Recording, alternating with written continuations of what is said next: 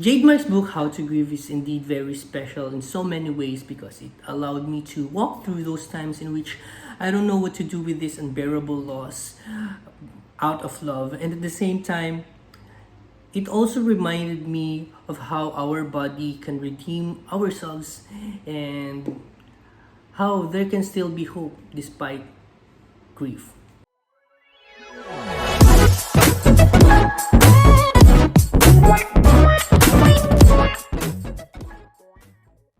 So in celebration of the month of August, and that is actually the Buwan ng Wikang Pambansa slash Buwan ng mga Akdang Pinoy, I will be bringing you to one of my favorite things to do, the things that I'm very interested about and I'm very passionate about.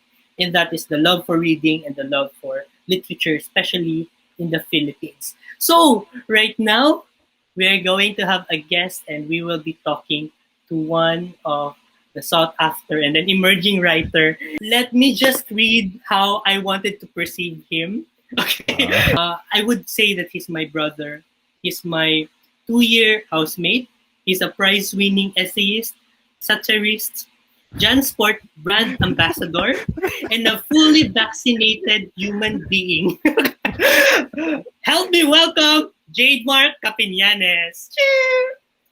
Hi guys, Hi hello. Jade. Thanks Kloyde for inviting me.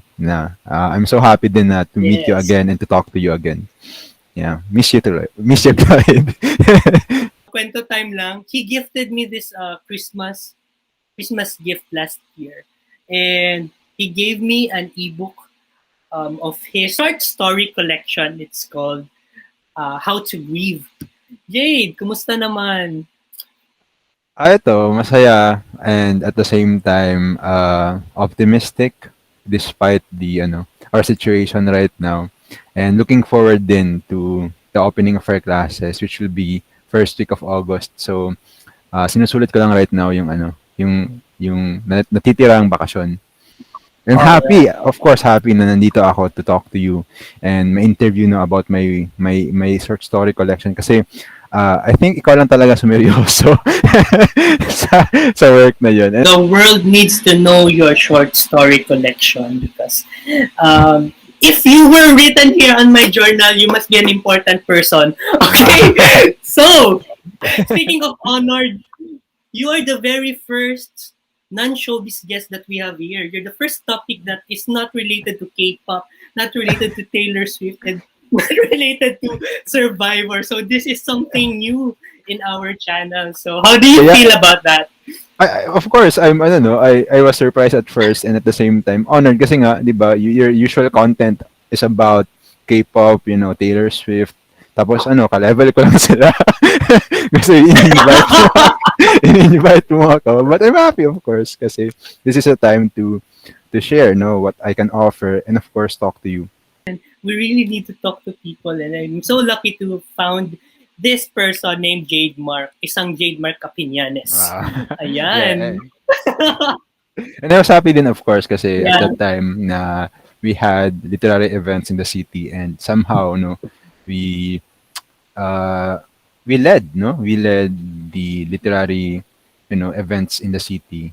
Yeah. And until now, I guess meron pa rin naman. So, I'm glad na, of course, hindi lang naman tayo, no? Marami tayong mga friends na nagtulong-tulong dati to create this literary scene in Jensen. Yeah, and passing the baton to the younger people. Yeah.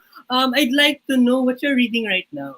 For the previous months, meron ako mga theme every month, no? So last month, ang binasa ko is Japanese lit.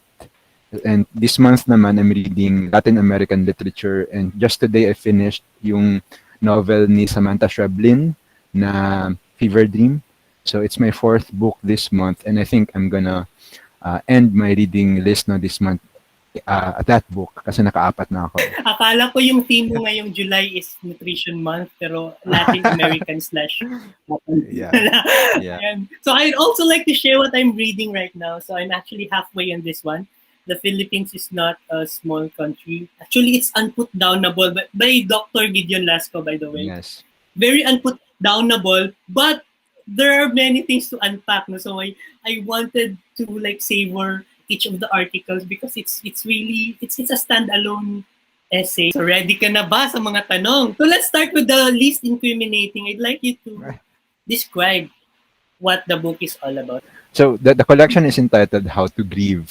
Okay, so parang when you read the title, and especially mga titles ng short stories, kasi para sa mga how-to articles, parang manual, but it's actually a short story collection. So it's my take on the stages we undergo when we grieve. Okay, so kaya nga yung dedication ko is for Kubler-Ross, no, kasi we know her as someone who map the stages of grief. But ako, yun yung personal take ko. The collection itself is my personal take on the stages we undergo when we grieve. So yun. Would you walk us through on how you conceived this book? How did it start? Where were you that time? And what was going on in your mind? Usually kasi sa mga collections ko, as I always say, they're like afterthoughts na. So when I write stuff, I don't think na someday I'm gonna come up with a collection. So I just wrote them, and then later on, if they have this similar theme or style, I'm just gonna compile them. No, yun din nangyari sa How to Grieve. However, I think of all the collections I made in the past, I think it's the most personal one, kasi most of the story written there, I wrote them during a particularly difficult time of my life. When adulting plus specifically yung when I broke up with my ex. So yun, it's actually the book is like a record of that time, and di ba Kloyde, yun yung time din na when I stayed all alone sa bahay nyo as the caretaker. So yun, that's why napansin Sorry mo naman, sorry. So that's why napansin mo yung mga stories. Medyo talaga siya, medyo solemn and sad. Kasi it was only natural ng mga nasusulat ko is extension or reflection ng state ko at that time, mental and emotional state ko at that time. Ang ganda yung sinabi mo na parang you did not really think about a particular idea, no? Parang the short stories just collect themselves. One of my observation is when you prefaced this part, sabi mo dito, Okay, go ahead. Kinabahan. Sabi mo dito sa short story collection ang preface mo is for Elizabeth Kubler-Ross, who got the stages of grief wrong. Ayan, so this is to say that you are ambivalent of the proverbial na stages of grieving, that you would start with denial and end with acceptance. So it also reflects on your short story as how I've read it. So ngayon, ano yung mga truths or mga notions about grief that you have learned about that? In fairness naman kay Kubler-Ross, very helpful naman, I think, yung stages niya kasi it helps us map. Monumental. Parang it gives us an idea, na we could actually move on, beyond grief. There's moving on, there's acceptance. But of course, it's psychology, marami namang psychologists din ang nagpataw ng criticisms against it. Kasi nga naman, di ba, sa personal experiences natin, hindi naman linear yung grief, right? Sometimes, feeling mo nasa acceptance ka na, and when you see something, an object that reminds you of the past, balik at square one ka na naman ulit. So ganun, I was trying to capture that feeling, that idea na hindi naman talaga linear yung grieving, our moving on process, hindi siya linear. Sometimes you hop from one place, one object, one food to another. So that's why if you noticed it, yung mga sections ng books, instead of like denial, bargaining, nag-start siya sa food, travel, objects, ganun. Kasi nga, we hop from one thing, we project our emotions on to another. So yun yung gusto kong i-capture sa collection na yan, na yung grieving natin, yung moving on natin is not linear. It's actually scattered. It's hopping from one emotion to another. Oo nga, mga silindi yun, it's all coming back to me now. Sige. So actually, as I said, this is talking from you in a very sincere manner, not just because I wanted you to be my guest and shower you with sweet nothings. Okay, but I actually wrote something here. So let me just read it at the same time. This is how I would review your work. Okay, so Nerd Okay. alert! Ayan, Yeah. so, Yeah, prepared ako, alam prepared ako, na ako. prepared ka ba? I would like to die din. Ba't may cuddle ito? Di joke. Okay, saan na ba yun? Let me just see. Okay. Sabi, nakalagay dito, it tapped on my nostalgia. And I like how you started it with food. I like how you started the suit with food because that's one thing that we always remember or associate the person that we love and got lost, right? Like, Mm, especially when we broke up with our person, the first thing you would do is notice that this is the food that this person is eating, or I will avoid this restaurant because doon kami kumakain noon and I don't want to be triggered by those emotions. yeah. So, those things. Ayan. And yung eating at a table set for two, uh, eating alone at a table set for two. Ayan. And, yan. So, I just felt vulnerable again. So, I'm really interested with the food. When Um, start ka sa food? At saka, when did you think of food? Do you like eating with your ex?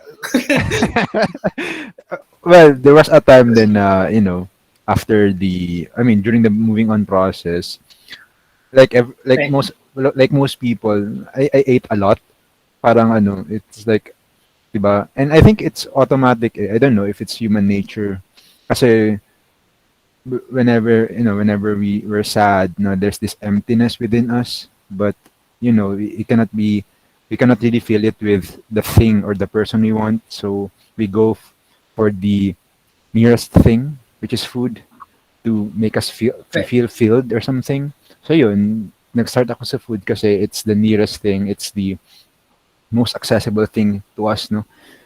Na magsasatiate ng need natin, ng hunger natin for something or someone. So yung food doon ako nag-start. I remember Merlinda Bobis in her work, Banana Heart Summer, that you will never practice eating alone. You will never master that, and you will always be betrayed by your stomach because it always demands for somebody to eat with you. Lately I've watched itong Netflix series na Midnight Diner, and each episode is about yung central image niya, or central, parang yung style ng series is each episode may featured food sila, and the main character in the episode, yun yung favorite food nila, or yun yung favorite food ng ex nila, or yung mother nila na nawala na. So yun. So I think it's a very universal theme or image, or trope, yung food as something na we could that would help us recover, no, during our deepest times.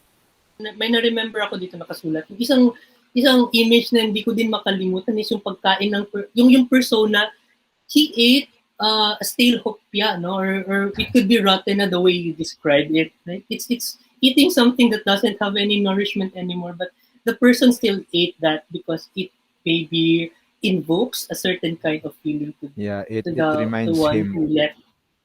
Yeah, it reminds him Yeah. of the person who left him. I also like this part yung yung parang I want you to be on my shoes, yung the agony of waiting bitaw na. If you don't mind, maybe you can do the waiting and I'll do the arriving. That really blew my mind away. 'Di ba? Parang the fuck. Yeah. Because sometimes, Yeah. waiting No, sucks, right? Right? And you wait and wait for someone to arrive and they don't. So why not reverse the roles, no? Try waiting and then just arrive wherever you are. Ganun, parang ganun na feeling. yeah. Ayun, gabi, no? Oh, we are actually skinning ourselves alive while processing short story collections. But it's really fraught with self-flagellation. The characters hate themselves. The characters are corny people. Uh, on the hopes of being able to move on, bitaw.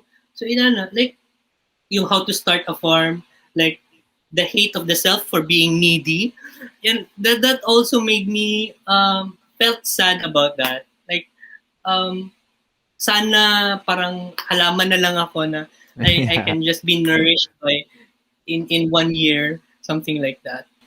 Yeah, and yeah, when looking back, of course, no, kasi of course I'm in a better place now. Um, yung collection na yan, when you read it, of course, may nangingibabaw talaga yung sadness and self-hatred in a way, and all this longing. But, this was a period of my time when all these things made sense to me, So it was inescapable. So I'm just happy na, of course, I already got over that time and I'm in a better place now. Yeah. I'm happy that you are in the hands of Jongyun right now. Sila lang talaga Oo, nagpapasaya sa bayad akin mo daw ngayon. siya. Yeah. Kung alam nyo lang guys, kung bakit K-pop ang content ko, it's making me happy, so don't judge me. But anyway, another one is, liquid glue, there's this one thing, there's this one incident of you trying to fix a thing that is beyond repair na, no? Like yung liquid glue. Ayan. So, and at the same time, when you repaired it, we tried to repair it, there was one moment, I think I still witnessed this as your brother. May time talaga na, I remember this moment na yung humingi ka ng super glue sa tindahan namin. Tapos the moment of fixing the shoes, what happened was you stuck your fingers together, and this for me ang reflection ko dito na in moving on you also hurt yourself. In trying to repair something, you also hurt yourself. So how do you make sense of that? So, di ba, yung story is about this guy who's trying to fix his shoes, no? And these shoes, medyo old na siya, but still trying to use it kasi, I don't know, favorite niya siguro or something. But every time na finifix niya, ginuglue niya, nasisira pa rin. So, I guess tama kasi when you say na when we're grieving, we always try to fix something beyond repair. In the process, we forget that we also hurt ourselves kasi pinipilit natin ang di na dapat pilitin. So yun, it's it's a sad realization. But of course, I'm always glad na may ability tayo to get over that. Pangalawang tanong pa lang yun, ha? Grabe ng heavy trauma na intensitized na. Ang heavy na talaga. If I were to describe the short story collection, like, what I like about it is how the author utilizes the mundane things, like yung shoe glue, yung pagkain ng hopya na may molds na pala, etc., yung cactus na pagtapon, of course yung pagsunog sa backyard mo, no? So these are mundane things that I think for an ordinary person who does not discern, they cannot see some meaning of it, or they can see some wisdom from it. So that's what I really like about it, Jade. No? So it's finding beauty, disaster in the mundane. So how do we look at those things? Why do you have this different way of seeing? Of course, as a writer, it's something you have to develop over time, no? Kasi what really separates you as a writer, no, from other writers or from other people is that you have this ability, yung as you mentioned, to see beauty as well as disaster in ordinary things. And isn't it after all na yung art is seeing something in a new way? So yun, in a way din yung naging overall project din dyan, aside of course from mapping, grief, no, if you notice, each story nakafocus siya sa isang central image lang or sa isang central object. So may story about hopya lang, may story about burning leaves lang. So it's I guess it's an exercise din for me as someone who writes and as a person to hold on to a single idea or object at one time, and so it's an exercise in committing to something and holding on to a particular object or image in the story. And as a creative writing teacher, then it's something I teach then my students now. When you write a short story, it's always better to have a central image or idea para dun ka mag-hold on. And as sa readers mo din, dun din sila mag-hold on na may panghawakan sila kumbaga. So that's one nature of short story. No? It's concentrated. It's concentrated, and in fact, no, if I'm as a reader, I am not really more conscious on this is a poem, this is a something. No, because Yeah. yours is very lyrical and it doesn't necessarily uh, follow the classical may plot, merong Yeah. characters, something Yeah. like. Which leads me to this observation. The next observation that I have with this short story is that it seems to be like, but it's placeless. So it's devoid of some setting. Sometimes walang pangalan, no? Yung sometimes also we don't know what particular period it was, and there was no uh, socio-political or social conditions that are present during that time. May intention ba ito for you? I don't think intentional siya. Like, I really set out to write a non-political, short story collection. Kasi as mentioned earlier, I just wrote them during that time and then later on ko lang kinumpile.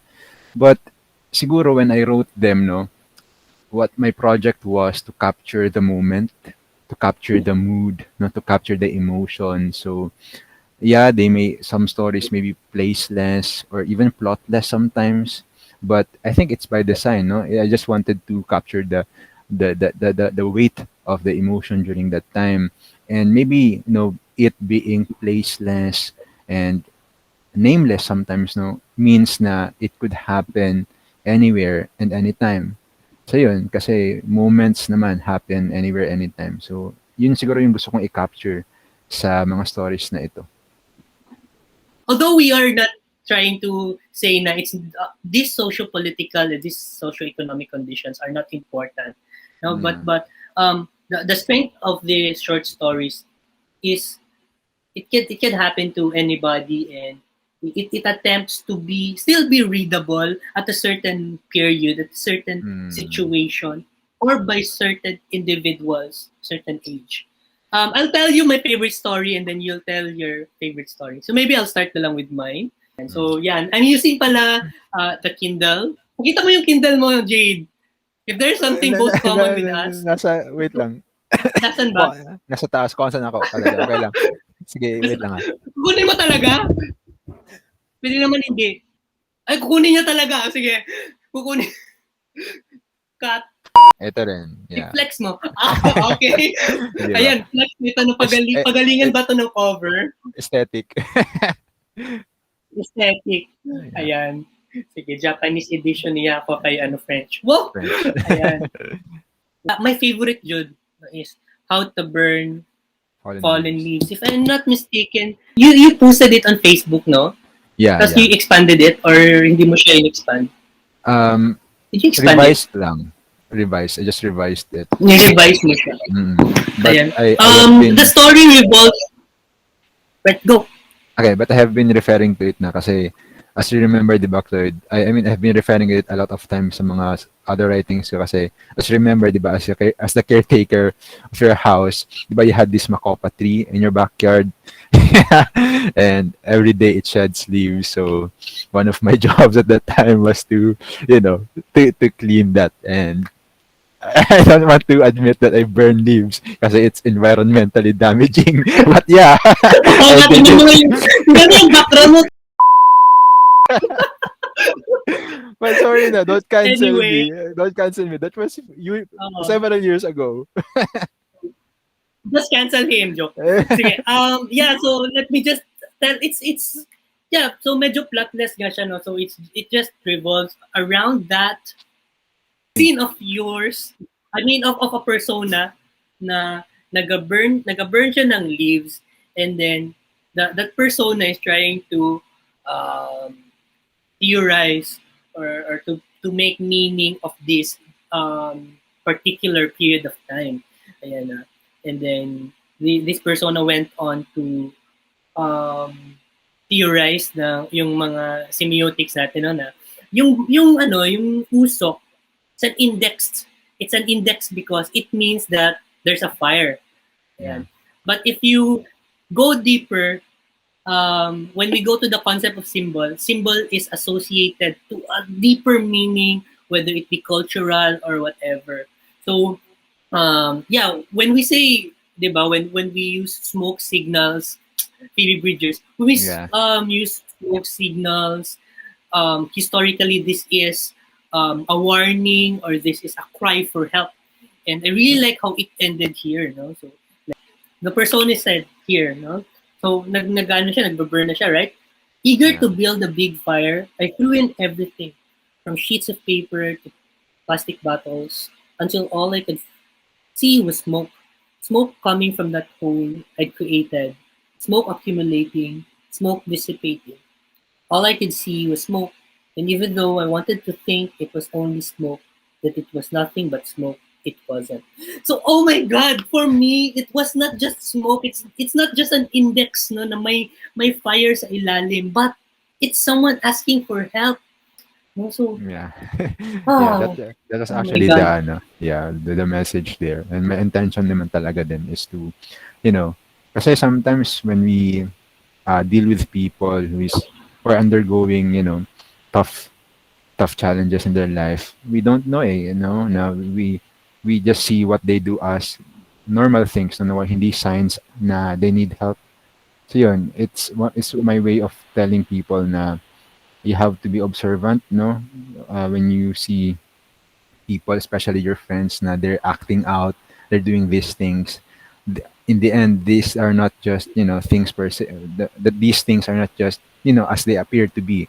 No, most of the time they cry for help. So, how about you? What's your favorite short story? Yeah, yan. Actually, I think it's one of my strongest in yung How to Burn Fallen Leaves. But na, I like it sa style niya na elliptical, na medyo plotless and symbolic lang siya. But narrative-wise, yung sa story talaga na may clear narrative, my favorite would be How to Disappear. Yeah, which is about a guy who uh, na nakakilala ng other guy who once uh, who went to a radio station to look for himself by printing out yung mga wanted poster with his name on it. So, so yun. I think conceptually, gusto ko yun na story. It's my favorite. And sa narrative din mismo, gusto ko yun. Kasi it has the traditional na movement ng plot. Yeah. You know my reaction to that, right? I sent you a picture. I will be sharing later. That's how I reacted to the short story. Uh, But yeah, would you tell us what's your idea behind that? Inspired lang ng autobiographical details, but di ba may weirdness naman yung story, and it won't happen naman talaga in real life, I guess. But the inspiration behind that was one time, no, during this dark time of my life, I went to the mall sa KCC Jensen, and then I saw this poster on a tree trunk na may missing na bata. And then it just hit me, no. I just asked myself, what if ako ang nandyan? What if mukha ko ang nandyan? So yun na yung naging inspiration ng story, and I just wrote it down. And I'm glad na it became that story, which is one of my favorite stories then, personally, sa collection. It's about stray kids. It's about yeah, it's about being lost, no, and finding yourself, and Being then lost. paradoxically wanting to disappear. Got that, stray kids? Okay, stream. Okay. Yeah, we will not spoil it, no, kasi nasa description. You read it by yourself para Yeah. ma-experience niyo yung raving feeling that I have. Yeah. So, maybe yung gusto kong i-end the question is, these are very harrowing stories, and almost doesn't provide hope, no? Because you said that it doesn't end with acceptance on all these things. Yeah. So in the process ba of grief, no? As you know better right now, I think. Do you find any silver linings on it? Ano bang Yeah. magandang dulot din ng grief?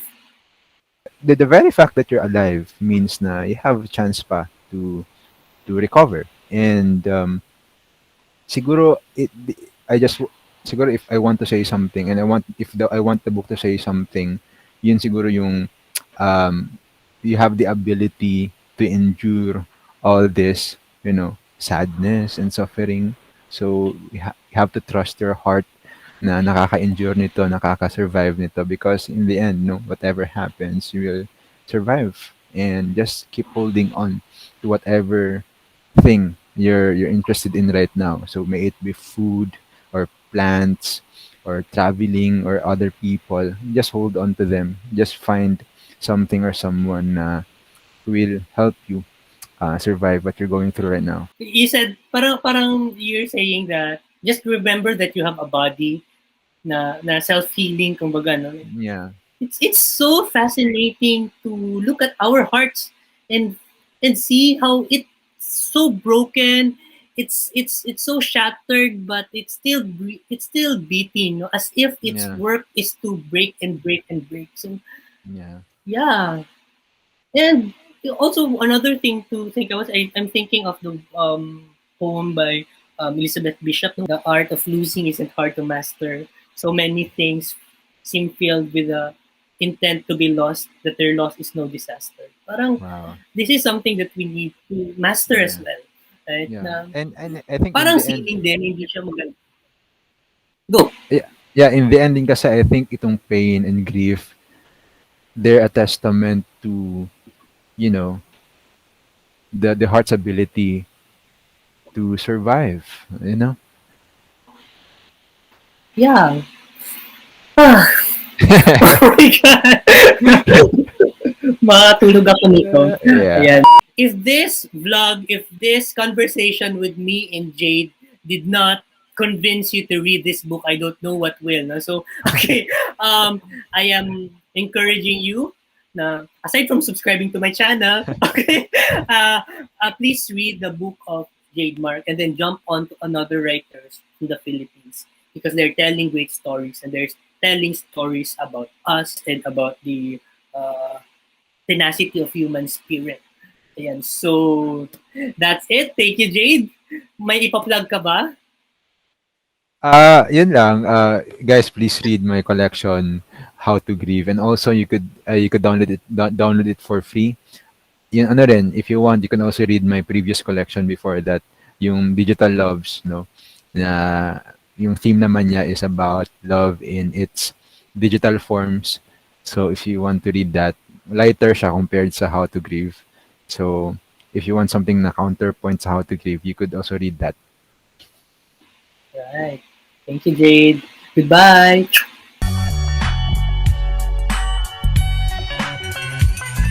I'd like to end this vlog episode by reading a poem from the poetry collection by Jan Richardson. The book is The Cure for Sorrow, a book of blessings for times of grief. Blessing for the broken-hearted. Let us agree for now that we will not say the breaking makes us stronger, or that it is better to have this pain than to have done without this love. Let us promise we will not tell ourselves time will heal the wound when every day our waking opens it anew. Perhaps for now, it can be enough to simply marvel at the mystery of how a heart so broken can go on beating, as if it were made for precisely this, as if it knows the only cure for love is more of it, as if it sees the heart's sole remedy for breaking is to love still, as if it trusts that its own persistent pulse is the rhythm of a blessing we cannot begin to fathom, but will save us nonetheless. Download a copy of Jade's How to Grieve and see you on the next episode.